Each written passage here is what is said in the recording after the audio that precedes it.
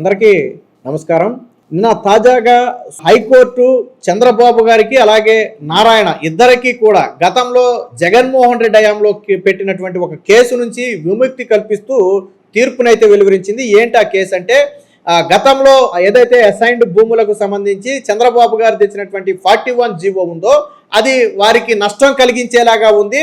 దీంట్లో కుట్రకోణం తాగి ఉందని చెప్పి అప్పట్లో మంగళగిరి ఎమ్మెల్యేగా ఉన్నటువంటి ఆళ్ల రామకృష్ణారెడ్డి 2021లో సిఐడికి ఫిర్యాదు చేస్తే తర్వాత సిఐడి చంద్రబాబు గారి మీద కేసు నమోదు చేసింది.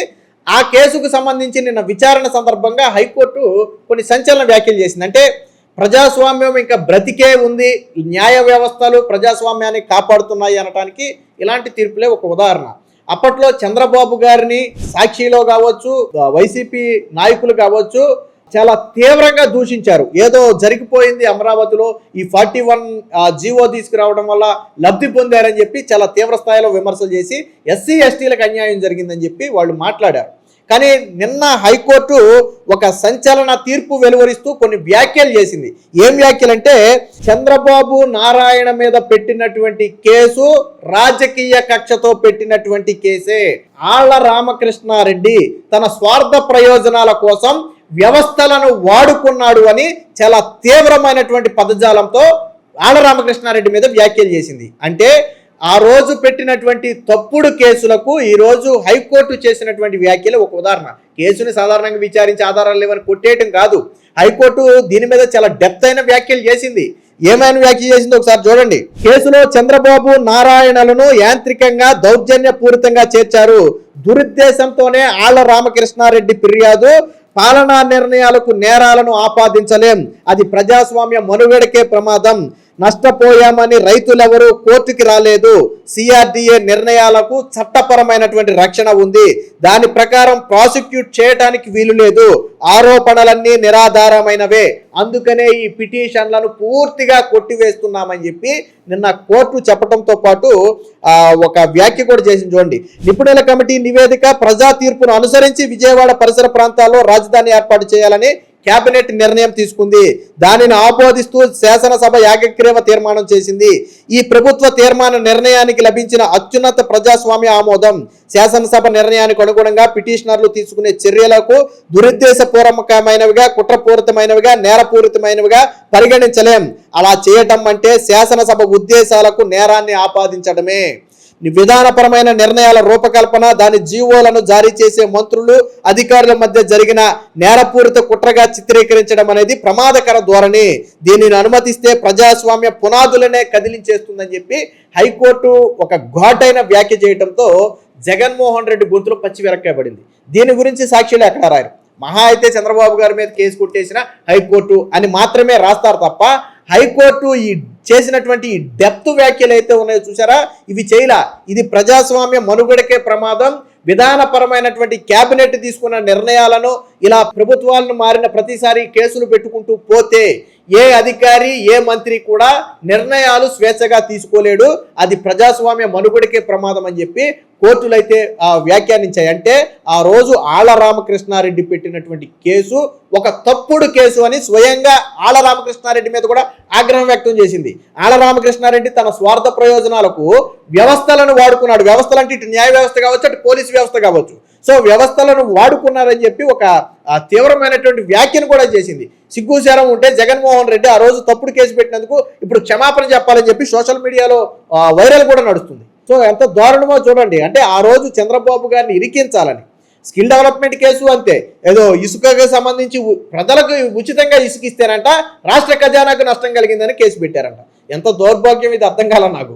ప్రజలకు ఉచితంగా రేషన్ బియ్యం ఇస్తున్నాం, మరి రాష్ట్ర ఖజానాకు నష్టం కలిగిందని కేసు పెట్టండి. గతంలో చంద్రబాబు గారి మీద కేసు ఎందుకు పెట్టారనుకుంటున్నారు? ఇసుకకి సంబంధించి. అలాగే ఫైబర్ నెట్ లో కేసు పెట్టారు, అది ఫేక్ కేసే. అలాగే దీంట్లో ఒక కేసు పెట్టారు 41A అసైన్కి సంబంధించి. కోర్టు నిన్ను అడిగింది, ఏ ఎస్సీ ఎస్టీ ఎందుకు మేము నష్టపోయామని ముందుకు రాలేదు అని అడిగితే పిటిషనర్ దగ్గర సమాధానం లేదు, ఆళ్ల రామకృష్ణారెడ్డి తరపు లాయర్ దగ్గర సమాధానం లేదు. మరి ఎస్సీ ఎస్టీలే నష్టపోయామని బయటికి రానప్పుడు అది కూడా నువ్వు అధికారంలో ఉన్నప్పుడే రాలేదు కదా, చంద్రబాబు ముఖ్యమంత్రి కాదు కదా భయపడి రాకపోవడానికి. మరి నువ్వు అధికారంలో ఉన్నప్పుడే రానప్పుడు ఆళ్ల రామకృష్ణారెడ్డికి వచ్చిన నష్టం ఏంటి? ఆళ్ల రామకృష్ణారెడ్డికి ఏంటి నష్టం? ఎస్సీ ఎస్టీలే నష్టపోయామని రాలేదు, ఆళ్ల రామకృష్ణారెడ్డికి ఎందుకు ఈ వ్యవహారంలో? అంటే రాజకీయ కక్షతో వేశారని చెప్పి నిన్న కోర్టు వ్యాఖ్యానించింది. సో ఇక్కడ చూడండి, ప్రభుత్వాలు మారినప్పుడల్లా పాత సర్కారు నిర్ణయాలను నేరం అనటం ఏంటి, విధాన నిర్ణయాలకు నేరాన్ని ఆపాదిస్తే ప్రజాస్వామ్యానికే ముప్పు, శాసనసభ నిర్ణయాలకు నాయకులను శిక్షించడం అంటే అది ప్రజలను శిక్షించడమే. ఎందుకంటే శాసనసభలో ఉండే నాయకులు ప్రజలు ఎన్నుకున్న వాళ్ళు ఏదైనా ఒక నిర్ణయాన్ని తీసుకుంటే ప్రజా సంక్షేమం కోసమే తీసుకుంటారు. అలాంటి నిర్ణయాన్ని తప్పుబట్టి వారిని శిక్షించడం అంటే అది వారిని శిక్షించడం కాదు, వారిని ఎన్నుకున్న ప్రజలను శిక్షించడమేనని చెప్పి చాలా లోతైన వ్యాఖ్య నిన్న హైకోర్టు అయితే చేసింది. సో నిన్న ఒక పాత కవితను కూడా చెప్పింది చూడండి. తమిళ కవి తిరువళ్ళూరు చెప్పినట్టుగా రాజకీయ శాస్త్రం సారాంశం అందరినీ రక్షించడమే, నైతికత లేని రాజనీతి వినాశనాలకు దారితీస్తుంది. మహాభారతంలో చెప్పినట్లుగా ధర్మం ఎక్కడుంటుందో విజయం అక్కడ ఉంటుందని చెప్పి హైకోర్టు నిన్న ఈ శ్లోకాన్ని వినిపించింది. ఎందుకనంటే ఈ రోజు పెట్టినటువంటి కక్ష కేసు దాదాపుగా 2021లో పెడితే ఇప్పుడు 2026లో ఉన్నాం. దాదాపుగా 5 ఏళ్ల పాటు ఈ కేసు విచారణ సాగింది. సో ఈ ఎంతకాలం పాటు అటు పోలీసు వ్యవస్థ సమయం వృధా, న్యాయ వ్యవస్థ సమయం వృధా, అలాగే ఒక మచ్చ నారాయణ మీద కావచ్చు, చంద్రబాబు గారి మీద కావచ్చు, ఒక ఏదో తప్పు చేశారనే ఒక మచ్చ ఇన్ని రోజులు వేసే ప్రయత్నం చేసింది కదా. కానీ ఈ రోజు కోర్టు చేసినటువంటి వ్యాఖ్యలకు జగన్మోహన్ రెడ్డి సమాధానం చెప్తాడా? మీ హయాంలో పెట్టినటువంటి తప్పుడు కేసు ఈ రోజు ఆధారాలతో బట్టబయలైంది. జగన్మోహన్ రెడ్డి చేసిన ప్రతి ఆరోపణ అబద్ధమే అని తేలింది. గతంలో ముఖ్యమంత్రి కాగానే ఒక కమిటీని వేశాడు. ఎంటైర్ చంద్రబాబు గారి పాలనలో ఎక్కడ అవినీతి జరిగింది, ఏమీ దొరకల. తర్వాత అమరావతిలో ఇన్సైడ్ ట్రేడింగ్ అని చెప్పి ఒక ప్రకటన చేశారు. సో కోర్టుల దగ్గరికి వెళ్తే ఏం చేసింది, అసలు ఇన్సైడ్ ట్రేడింగ్ అనే పదమే దీనికి చెల్లదని చెప్పడంతో పాటు దానికి సంబంధిత ఆధారాలు లేవని హైకోర్టు, సుప్రీంకోర్టు రెండూ కూడా కొట్టేశాయి. అంటే అమరావతిలో అవినీతి జరగలేదని జగన్మోహన్ రెడ్డి హయాంలోనే హైకోర్టు, సుప్రీంకోర్టు కూడా వెలువరించాయి కదా. ఎంత జరిగినా కానీ కక్ష తీరక మళ్ళీ అమరావతిలో ఏదో పేదలకు నష్టం జరిగిపోయింది, ఎస్సీ ఎస్టీలకు నష్టం జరిగిపోయిందని చెప్పి ఆ రోజు కక్ష గట్టి చంద్రబాబు గారి మీద కేసు పెడితే ఈ రోజు కేసు విచారణ సందర్భంగా హైకోర్టు చేసినటువంటి వ్యాఖ్యలు ఆళ్ల రామకృష్ణారెడ్డి గారు జగన్మోహన్ రెడ్డికి వర్తిస్తాయి. రాజకీయ కక్షతో వ్యవస్థలను వాడుకున్నారు అనే పదం సరే పిటిషనర్ రామకృష్ణారెడ్డి కాబట్టి ఆయన వ్యాఖ్యానించింది, కానీ వాస్తవానికి మన పరిధిలో చూడాలంటే అది జగన్మోహన్ రెడ్డికి వ్యాఖ్యానించాలి. జగన్మోహన్ రెడ్డి ఆ రోజు ముఖ్యమంత్రి పదవిలో ఉండి వ్యవస్థలను దుర్వినియోగం చేశాడు. వ్యవస్థలను అడ్డం పెట్టుకుని తప్పుడు కేసులు పెట్టి నిజంగానే ఈ రోజు కన్నా జగన్మోహన్ రెడ్డి అధికారంలో ఉండుంటే బహుశా ఏమయ్యేది ఇంకా అవినీతి జరిగిందనో లేదా చంద్రబాబు దోషనో లేకపోతే ఏదో విష ప్రయత్నం చేసేవాళ్ళు కదా. వీటన్నిటిని కూడా నిన్న హైకోర్టు అయితే తిప్పికొట్టింది.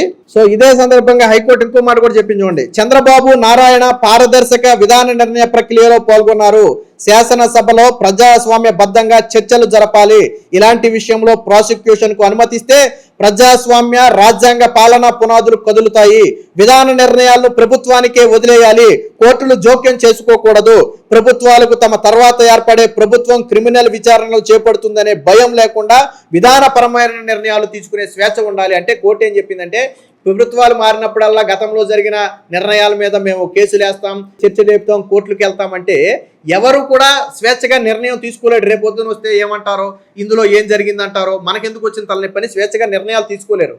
ఇది ప్రజాస్వామ్య మనుగడకే ప్రమాదం అని చెప్పి నిన్న కోర్టు వ్యాఖ్యానించింది. సో కాబట్టి చంద్రబాబు గారి మీద, నారాయణ మీద పూర్తిగా పెట్టినటువంటి ఈ కేసు రాజకీయ కక్షతో పెట్టిందే తప్ప ఎటువంటి ఆధారాలు లేవు. ఒక రకంగా సిఆర్డిఏ ఆ చట్టం ప్రకారం వారిని ప్రాసిక్యూట్ చేయడానికి కూడా లేదు. ప్రాసిక్యూషన్ చేయడానికి సెక్షన్ 144 అనేది దీన్ని నిషేధిస్తుంది. ఒక రకంగా చంద్రబాబు, నారాయణ మీద ప్రాసిక్యూట్ చేయడానికి కూడా లేదు. ఇది తెలిసి కూడా వాళ్ళు కేసు పెట్టి ఇబ్బంది పెట్టారు. ఆ రోజు కోర్టుకెళ్ళి స్టే తెచ్చుకోకపోతే వీళ్ళిద్దరిని అరెస్ట్ చేసి జైలుకు పంపాలి అనేది జగన్మోహన్ రెడ్డి ప్రధాన ఉద్దేశం. మరి ఈ రోజు కోర్టు చేసినటువంటి వ్యాఖ్యలకు జగన్మోహన్ రెడ్డి ఏం సమాధానం చెప్తాడు, ఆళ్ల రామకృష్ణారెడ్డి ఏం సమాధానం చెప్తాడు, అప్పట్లో సాక్షిలో తప్పుడు కథనాలు ప్రచురించినటువంటి సాక్షి యాజమాన్యం ఏం సమాధానం చెప్తుంది? సో కాబట్టి గతంలో పెట్టినటువంటి తప్పుడు కేసులన్నీ కూడా ఇప్పుడు ఒక్కొక్కటిగా పటాపంచలు అవ్వుకుంటూ వస్తున్నాయి. ఈ రోజు హైకోర్టు ఇచ్చినటువంటి తీర్పుని మీరెలా చూస్తారో, అలాగే వీడియో ఎలా ఉందనేది కామెంట్ రూపంలో తెలియజేయండి.